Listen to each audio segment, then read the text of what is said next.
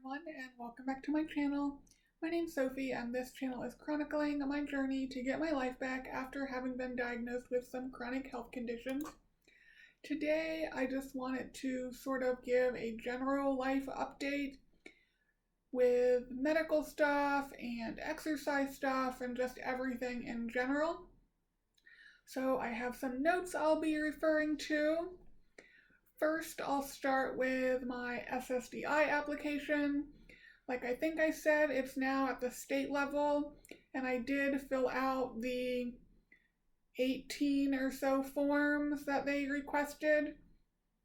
I was able to use a lot of what I had already typed out for long-term disability, which is really good because they did not give me that long to do the paperwork. They have it now. I faxed it to them, and my lawyer is going to make sure they have my medical records because the examiner, from what she's saying, they don't have my medical records, even though I've been sending my medical records to the lawyer and he's been requesting those that I don't have access to. So I'm not really sure what's going on there, but that's still a work in progress. I guess we'll go to Cleveland Clinic stuff. I went to reschedule my echocardiogram and my cardiologist appointment, but was unable to. Since I do not have health insurance right now, Cleveland Clinic makes you pay up front before you're able to schedule anything. So for me to be able to schedule the echocardiogram and the cardiologist appointment, I would have had to pay over $4,000, which makes no sense to me. I've never heard of paying upfront for a doctor's appointment. Not to mention the fact I will have insurance when I have the appointment. So that has not been rescheduled.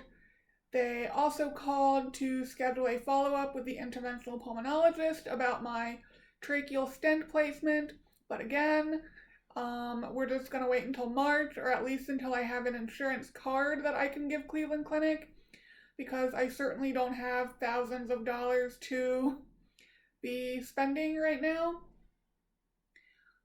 I was going to, but I am worried about keeping my job that I start at the end of the month.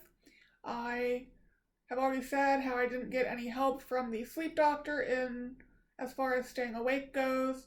I emailed my primary doctor and asked her for assistance because I cannot stay awake all day, and she basically said, we'll have to see how you do at work. So, I'm not sure how this is going to all play out. I wish I had known I wasn't going to get any help staying awake, because I probably would not have applied for jobs, because the one thing that's holding me back from doing a seated work from home type of job is I can't stay awake. And I really thought this would be sort of like an easy fix, but apparently not. My current thought is I'm just going to have to take like a caffeine pill and a half or two to stay awake, because I know from experience that one caffeine pill does not do it. I still get very sleepy and fall asleep. So yeah, that will be interesting.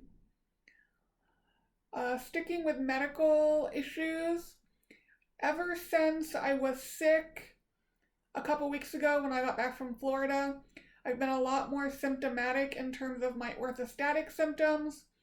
My heart rate is getting really high when I stand up. I'm really lightheaded when I stand up. I'm not really sure what's going on. I'm getting more sodium than I normally do. I'm drinking the same amount of fluids. So I don't really know what's going on. Hopefully I will be seeing a doctor at Cleveland Clinic in April who is more of a dysautonomia specialist. But again, that can't be scheduled until I get insurance. But yeah, I don't know what's going on with that. I'm not thrilled about it. I was bringing laundry up today from the basement, and even wearing my oxygen on a higher flow than normal because I was so fatigued, which I'll get to in a minute. My heart rate still got all the way up to 160, walking up 2 flights of stairs, which is kind of ridiculous. So I don't know what's going on. Yeah. So since the new year, with the exception of today, unless you want to count my stair walking and putting laundry away and packing for my trip, cardio, which it basically is, I have exercised every day since the new year. So on Sunday, January 1st, I went for a walk and I fell and skinned up my knee really bad. It's still draining for some reason. I don't know what's going on with that, but I'm just not recovering. As the days go on, I'm sleeping worse and worse. Last night I slept horribly. My muscles were twitching. I just couldn't get comfortable.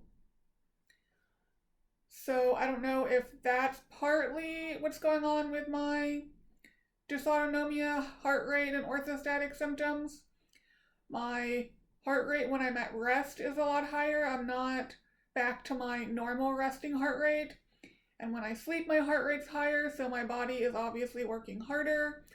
So I didn't want to do any actual exercise today, but did have to get the laundry up from the basement and start packing for my trip that I leave on Saturday, which is when you guys will be seeing this. But yeah, I definitely can't work out consistently like that. So I had walked on Sunday. Monday I lifted weights. Tuesday I was on the exercise bike. Wednesday I lifted weights, and then today is Thursday, and like I said, I just did brought the laundry up and packed for my trip. Lastly, the trip, when you guys will be seeing this, it will be Saturday, and I will be heading to the cruise. So that will be interesting. I'm not sure how that's going to go. We'll just have to see. I am going to try to put up videos from the cruise on Wednesday and Saturday. If I'm unable to do that, I have other videos I've recorded that I will put up. But yeah, it should be interesting. I don't really plan on doing any excursions. I might get off the ship, basically for the sole purpose of getting pictures of the ship. But I don't really plan on doing anything, just hanging around on the ship and relaxing before starting my new job on January 23rd. Let me make sure I got everything. Oh, one thing I have been doing a couple days a week is one of my coworkers from my last job. I've been picking her up and taking her home from work some days, and she pays me, which is really nice. So that's been a nice way to help pay for groceries or gas for the car and such. Obviously, when I start working, I won't be able to do that as often. Maybe sometimes, but probably not as often as I'm doing it now. But it's been really nice just to have someone to talk to a couple times a week.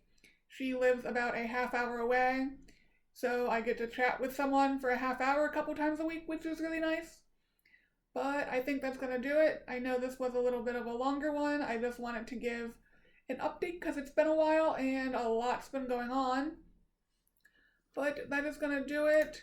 And hopefully the next time you see me, I will be reporting from the cruise. Bye, guys.